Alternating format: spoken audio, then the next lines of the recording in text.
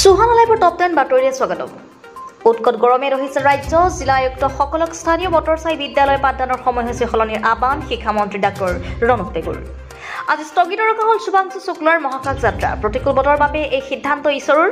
আজিৰ পৰিৱৰ্তে বুধবাৰে মহাকাশলৈ ৰাওনা হ'ব শুভাংশু শুক্লাসহ 4গৰাকী মহাকাশচাৰী।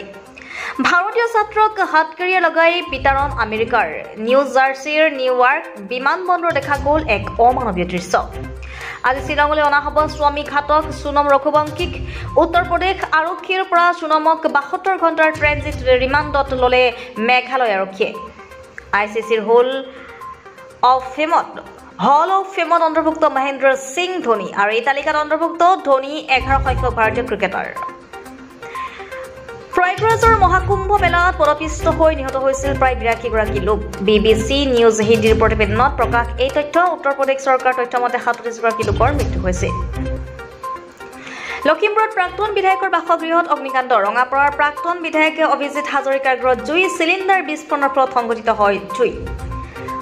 আন এক ইতিহাসৰ সাক্ষী হ'বলৈ সাজু বৰ্ষাপাৰা ষ্টেডিয়াম। গুৱাহাটীত প্ৰথমবাৰৰ বাবে অনুষ্ঠিত হ'ব টেষ্ট মেচ। আৰক্ষীৰ দলত বিতৰ্কিত মন্তব্য কৰা ৱাজাহাত খান। কামাখ্যা মন্দিৰক লৈ বিতৰ্কিত মন্তব্য কৰিছিল ৱাজাহাত খানে। আৰু যোৰহাটৰ ৰৰৈ আৰক্ষী থানাৰ সমীপত ভয়ংকৰ পথ দুৰ্ঘটনা। নিয়ন্ত্ৰণ হেৰুৱাই দ খাৱৈত বাগৰি পৰে বাইক। থিতাতে নিহত অমৰ সেন্দ্ৰ নামৰ এজন যুৱক। আৰু এই আছিল আজিৰ সুহানা লাইভৰ টপ 10 বাতৰি। গতিকে চাই থাকিব আপোনালোকৰ প্ৰিয় চেনেল সুহানা লাইভ।